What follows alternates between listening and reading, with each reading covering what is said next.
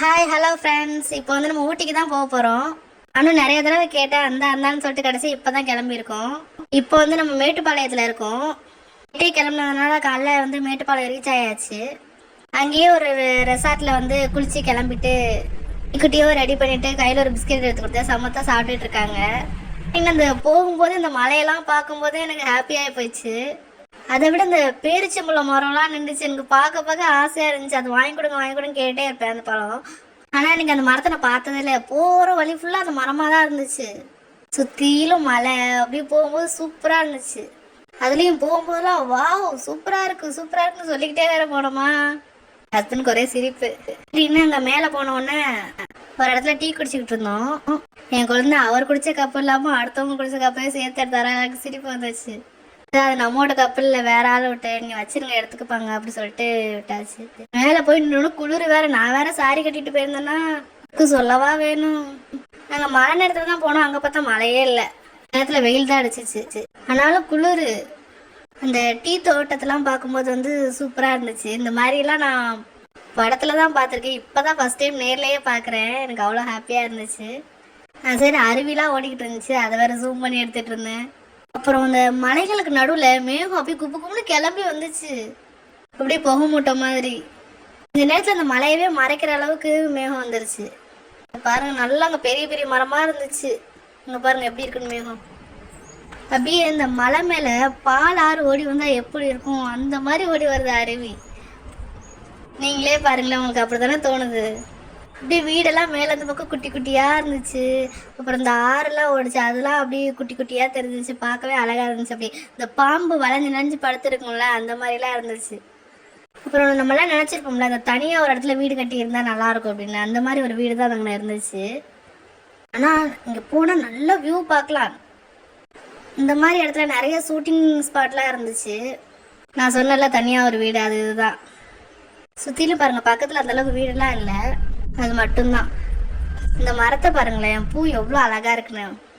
ஆனால் ஒன்று இதெல்லாம் வந்து எப்போவாவது போய் பார்க்கணும். அடிக்கடி பார்த்தா நமக்கே கொஞ்சம் போரிங் ஆயிரும். இங்கே உள்ள நமக்கு வந்து ரொம்ப பெரிய விஷயம் இதெல்லாம் பார்க்குறது. ஆனால் அவங்களுக்கு பழகி போயிருந்துருக்கும்.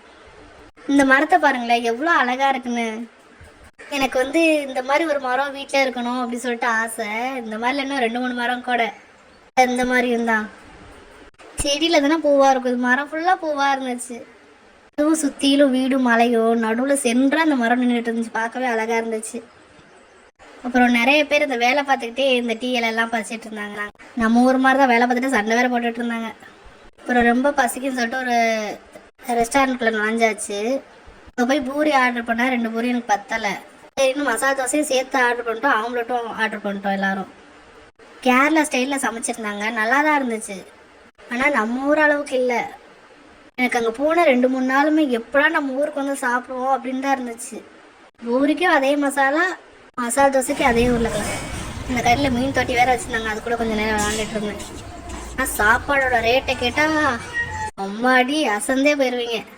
ஒரு ஆம்லெட் 90 ரூபாயா, மசாலா தோசை 110 ரூபாயா, 2 பூரி 80 ரூபாயா. ஆனால் என் வாழ்க்கையில் நான் ஒரு ஆம்லெட் 90 ரூபாய்க்கு நான் சாப்பிட்ருக்கவே மாட்டேன். ஆனால் ஆம்லெட் நல்லா தான் இருந்துச்சு. ஆனால் பில்லை பே பண்ணதுக்கப்புறம் என் மனசே சரியில்லை. பில்லு என்னமோ என் குழந்தை தான் கொடுத்தாரு. ஆனால் எனக்கு நெஞ்சு அடைச்சிருச்சு.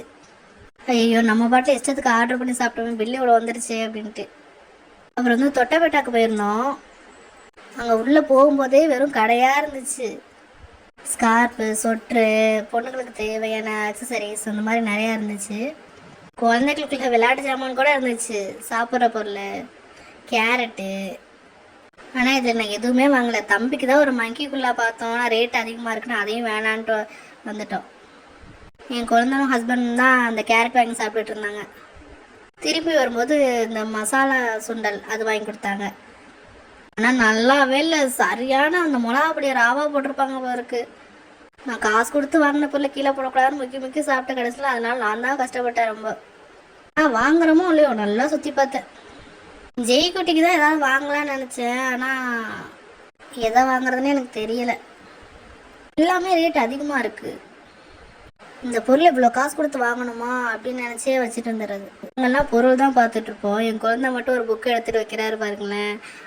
என் ஹஸ்பண்ட் சொன்னார் அது சீட்டு போடுற புக்குடா, அதை கொடுத்துட்றா அப்படின்னு சொல்லிட்டு. சீட்டு போட்டு காசு சேர்ப்பாங்களா அந்த புக்கு போல இருக்கு.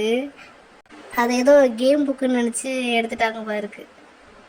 அவ்வளோ காமெடியாக போச்சு. அப்புறம் கிட்ட வந்தால் பேக்ஸ்லாம் இருந்துச்சு, நிறைய குட்டி குட்டி பேக்ஸ்.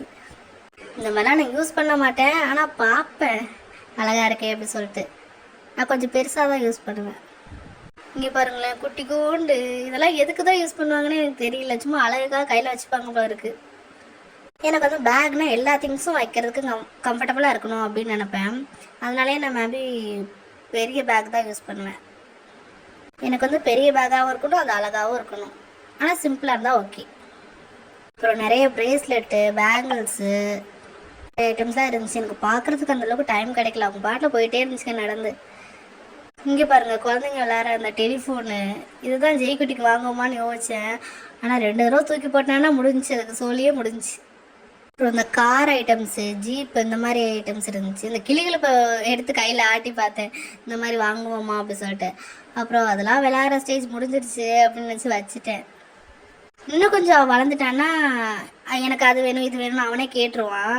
இப்போ வந்து கேட்க முடியாதுல்ல, சும்மா பார்க்கறதுலாம் கலர்ஃபுல்லாக இருக்கிறதெல்லாம் இப்படி கை காட்டுவான், அவ்வளோதான். இங்கே பாருங்க, குட்டி குட்டி கார் எவ்வளோ அழகாக இருக்குன்னு.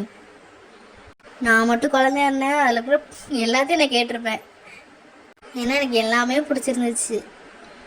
அப்புறம் இதை எடுத்து கையில் பார்த்துட்டு இருந்தேன், அழகாக இருந்துச்சு. அந்த ஜெல்லி மாதிரி இருக்குது பார்த்தீங்களா, அந்த இது கண்ணு வச்சு, அதுவும் எடுத்து இப்படி ஆட்டி ஆட்டி பார்த்தேன். ஆனால் அதெல்லாம் வேணான்ட்டாங்க, வாயில் வச்சு கடிச்சு பிச்சிருவான் அப்படி சொல்லிட்டு. சரின்னா அப்படியே உள்ளே நடந்து போயிட்டே இருந்தோம். பார்த்தா செம வியூ பாயிண்டாக இருந்துச்சு. எல்லாரும் 2 ஃபோட்டோ எடுத்துகிட்டு இருந்தாங்க. நான் வந்து கொஞ்சம் வெயிட் போட்டதுலேருந்து அவ்வளோவா ஃபோட்டோலாம் இன்ட்ரெஸ்ட் காட்டுறதில்ல. இதுதான் சென்டர் இடமா இருக்குது. மேலே நின்று பார்த்தா எல்லாமே தெரிஞ்சிச்சு. ஜெய்யும் அவங்க அப்பாவும் ஒரு இடத்துல பார்த்து உட்காந்துட்டாங்க. சரி நானும் போய் உட்காந்து ஃபோட்டோ வேறு எடுத்துகிட்டு இருந்தோம். ஜெய்குட்டியை பார்க்க சொல்றதுக்கு அவன் கீழே பார்த்துட்டே இருந்தான். அப்புறம் அப்பா தான் அடே மேலே பாடுறா அப்படின்னு சொல்லிட்டு பார்த்துட்டு இருந்தோம். ஜெய்குட்டிக்கு சொட்டுலாம் எடுத்துகிட்டு இருந்தேன், போடுவா குளிர் ரொம்ப அப்படி சொல்லிட்டாலும் சொட்டே போடலை. அதனால உள்ள ஒரு பனியன், மேலே ஒரு சட்டை போட்டு வச்சாச்சு. ஃபைனலாக வியூ இவ்வளோதான், சூப்பராக இருக்குல்ல. அப்புறம் இது வந்து சொட்டரா, சின்ன பிள்ளைங்களுக்கு இது. இந்த சொட்டர் எனக்கு ரொம்ப பிடிச்சிருந்துச்சி. சின்னவனுக்கு வாங்குவான், ஆனால் அவன் தான் போடவே மாட்டானே. அவனுக்கு வாங்கி மட்டும் என்ன பண்ணுறது அப்படின்னு சொல்லிட்டு வேணான்ட்டு வச்சாச்சு. பெரிய சைஸில் மட்டும் இந்த மாதிரி கிடச்சிருந்துச்சுன்னா எனக்கு வாங்கியிருப்பேன். இங்கே தான் வந்து தம்பிக்கு மங்கிக்குள்ளே வாங்கினோம். ஃபஸ்ட்டு 90 ரூபா சொன்னாங்க. அப்புறம் வாங்கினதுக்கப்புறம் 120 ரூபான்ட்டாங்க. கேட்டால் நான் பேசிக்கிட்டே மாற்றி சொல்லிட்டேம்மா அப்படின்ட்டாங்க. நாங்கள் 100 ரூபா தான் கொடுத்தோம். அப்புறம் வந்து இந்த பொட்டானிக்கல் கார்டன் அங்கே தான் வந்திருக்கோம். செடி பார்க்க அழகாக இருந்துச்சு, கொஞ்சம் டிஃப்ரெண்ட்டாக இருந்துச்சு, அதான் வீடியோ எடுத்துகிட்டு இருந்தேன். நம்ம ஊரில் தான் பூ தான் வித்தியாசமாக இருக்கும், இங்கே மரமே வித்தியாசமாக தான் இருக்குது, கலர்ஃபுல்லாக. தண்ணி ஓடிட்டே இருக்கிற மாதிரி ஒரு இடம் இருந்துச்சு உள்ளே என்ட்ரானோடனே. அதில் மீன்லாம் இருந்துச்சு. இங்கிட்ட பார்த்தா ஒரு மீன் தான் இருந்துச்சு. அப்புறம் அந்த சைடு எட்டி பார்க்குறேன், நிறைய மீன் நின்றுடுச்சு. அப்புறம் அதுவே களைஞ்சி ஓட ஆரம்பிச்சிருச்சு. ஆனால் இது என்ன மீனுன்னு தெரில, வளர்ப்பு மீன் போல இருக்குது, அவங்களே வளர்க்குறாங்கன்னு நினைக்கிறேன். என் ஹஸ்பண்ட்டை கேட்டதுக்கு அவங்களும் அப்படி தான் சொன்னாங்க. ஆனால் பிளேசஸ்லாம் பார்க்க சூப்பராக இருந்துச்சு. ஆனால் நிறைய இந்த ஸ்கூல் பிள்ளைங்க டூர் வந்திருப்பாங்க போல இருக்குது. ஃபஸ்ட்டு உள்ளே வர்றதுக்கு முன்னாடியே டிக்கெட் 100 ரூபான்னு சொல்லும்போது நான் வேணான்ட்டேன். அப்படி உள்ளக்கு ஒரு ஆளுக்கு 100 ரூபாய்க்கு போய் என்னத்தை பார்க்க போகிறோம், அதே பூ தானே இருக்க போகுது அப்படின்னு சொல்லிட்டு வேணான்னோம். அப்புறம் என் குழந்தை கேட்கவே இல்லை, வாங்க வாங்கன்ட்டு. சரின்ட்டு உள்ளே போனால் நிறைய இருந்துச்சு. இப்போ பாருங்களேன், செடியிலே எப்படி இந்த ரவுண்டாக ஹார்ட் ஷேப்பில் இந்த மாதிரிலாம் நிறைய பண்ணி வச்சுருந்தாங்க.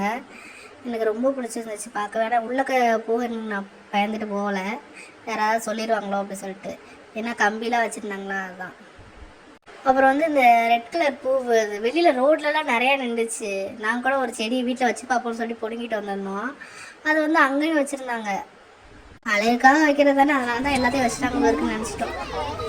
பாருங்களேன், இது என்ன பூன்னு தெரில, எப்படி பூவாக இருக்கும் ஒரு வேலை. இந்த பூ தான் அந்த ஒரு வீட்டில் ஏறி பிடிங்கிட்டு இருந்தோம், சூப்பராக இருக்குன்ட்டு. இதுலேயே நிறைய வெரைட்டி இருக்குது பாருங்களேன். செடி கொஞ்சம் டிஃப்ரெண்ட்டாக இருக்குல்ல. ஆனால் ஒவ்வொரு செடியை ஒவ்வொரு இடத்துல வச்சு டெக்கரேட் பண்ணியிருந்தாங்க. இந்த செடியெலாம் வாடி போய் தான் இருந்துச்சு. இங்கே பாருங்களேன், குட்டி குட்டியாக எவ்வளோ அழகாக பூவு. இங்கேயும் ஜெய்குட்டியும் அப்பாவை நிற்க வச்சு ஒரு ஃபோட்டோ எடுத்தாச்சு. ஆனால் அவர் பாவம் தெரியுமா, ஜெய்குட்டி அவள் அப்பாவை விட்டு இறங்கவே இல்லை. என்கிட்ட வாடான்னு சொன்னதுக்கும் வரமாட்டேன்ட்டான். அவர் தூக்கி வச்சுட்டே நின்றாங்க. எனக்கு பாவமாக தான் இருந்துச்சானே, என்கிட்ட வரமாட்டேன்ட்டானே, நான் என்ன பண்ணுறது. ஆசைப்பட்டு நான் மட்டும் தனியாக தூக்கி வச்சு ஃபோட்டோ எடுக்கலான்னு பார்த்தாலும் அதுக்கும் வரமாட்டேன்ட்டான். ஒரே அழுகை, தூக்கி வச்சுட்டு நிற்கவும் செஞ்சேன். அழுகையில் ஃபோட்டோவே எடுக்கல கடைசியில்.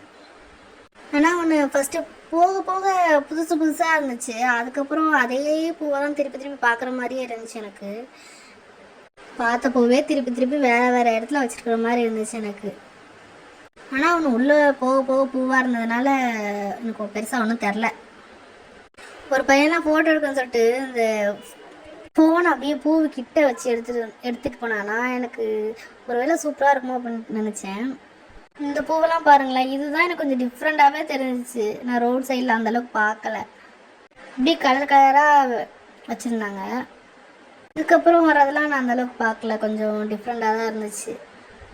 இந்த பூக்களை தான் பார்க்கும்போது எனக்கு வாவ் அப்படின்னு இருந்துச்சு. அதில் இந்த வெரைட்டிஸ் எனக்கு பிடிச்சிருந்துச்சு.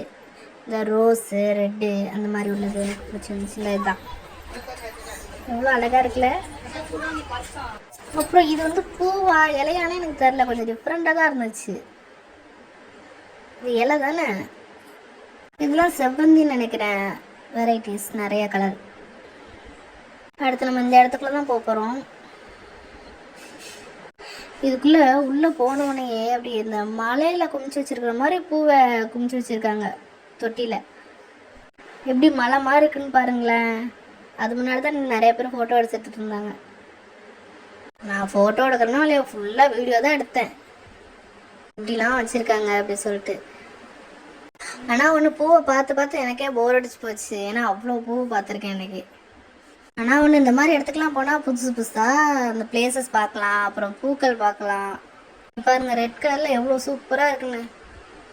பறிக்கலான்னு கை துடிச்சிச்சு. ஆனால் பறிச்சா திட்டுவாங்களே அப்படி சொல்லி விட்டுட்டு வந்துட்டேன். எல்லாம் செடி டிஃப்ரெண்ட்டாக இருக்குது பாருங்களேன். ஆனால் மலை மேலே நம்ம ஊரில் இருக்கிற செடிங்களும் இருந்துச்சு, இந்த செம்பருத்தி செடிலாம். அப்புறம் இந்த கத்தாழை செடி நிறைய வெரைட்டிஸ் வச்சுருந்தாங்க. எனக்கு கத்தாழைன்னு சொல்லிட்டேன், கள்ளிச்செடி புதுசாக இருந்துச்சு. இல்லையும் இந்த செடியில் பூ வேறு இருந்துச்சு பாருங்களேன், எவ்வளோ நீளமாக நிற்குதுன்னு கத்தாழை செடி. இந்த பூவை பார்க்க சூப்பராக இருந்துச்சு. ஆனால் இது என்ன பூன்னு தான் தெரில, இதுவும் கள்ளிச்செடியான்னு தெரில. இந்த மாதிரி கள்ளிச்செடிலாம் நிறையா பார்த்துருக்கேன். ஆனால் இதில் தான் நேர்லலாம் இல்லை. ஆனால் நான் பார்க்காததும் இங்கே நிறைய இருந்துச்சு. இந்த பூவெல்லாம் பாருங்கள் டிஃப்ரெண்ட்டாக இருக்குது. இதுவும் நான் பார்த்ததே இல்லை.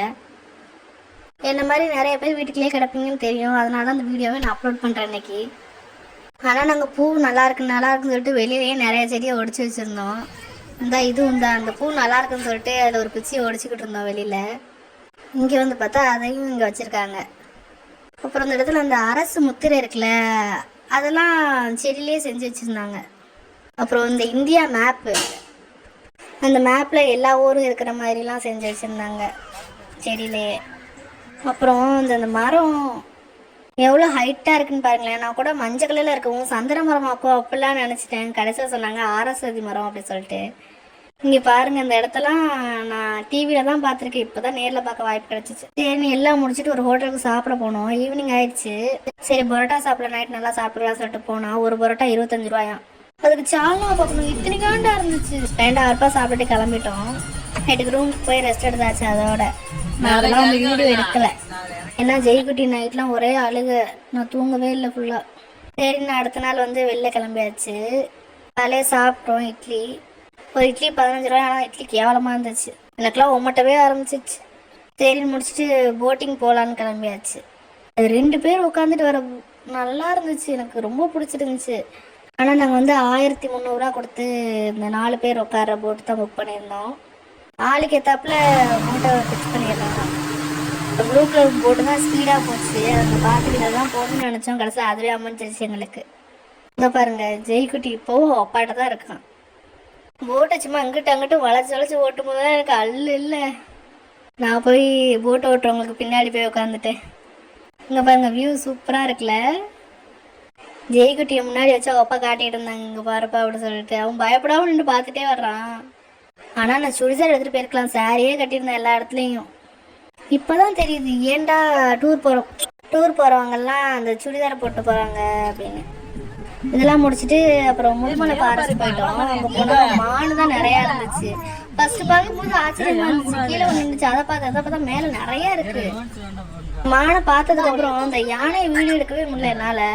நான் தான் பார்த்து சொன்னேன் அந்த யானை இருக்கு. ஃபர்ஸ்ட் என் குழந்தை சொன்னாங்க யானை இருக்குன்ட்டு.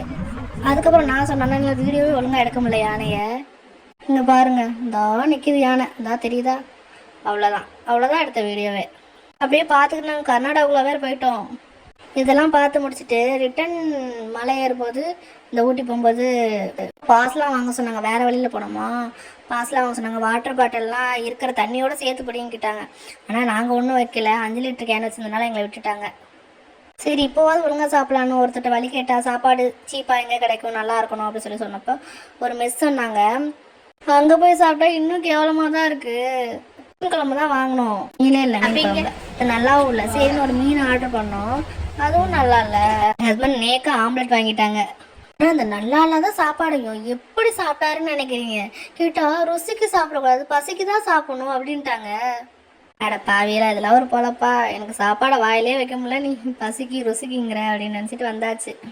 இந்த வழியில தான் போனோம். அப்படியே செங்குத்தா ஏறுற மாதிரி இருந்துச்சு மலையே. ஆனால் சீக்கிரமாக ரீச் ஆகிட்டோம். சரின்னு மறுபடியும் ஊட்டி போயிட்டு கொஞ்சம் சாக்லேட்லாம் வாங்கிட்டு அப்படியே மலையை விட்டு கீழே இறங்க ஆரம்பிச்சாச்சு. நான் ஊட்டிக்கு போனப்போ என்னென்ன பொருள் வாங்கணும்னு உங்களுக்கு தெரிஞ்சுக்கணுன்னா நான் தனியாக வீடியோ போடுறேன்.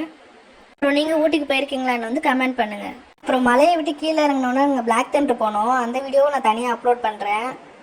ஊட்டியில் சாக்லேட் ரேட் வந்து 1200 ரூபா 1 கிலோ மட்டும் நான் சொல்ல மறந்துட்டேன். ஓகே, இந்த வருஷம் டூர் பயணம் சிறப்பாக முடிந்து விட்டது. இனி நெக்ஸ்ட்டு என்ன போகலான்னு முடிவு பண்ணிட்டு சொல்கிறோம். பாய், டாட்டா.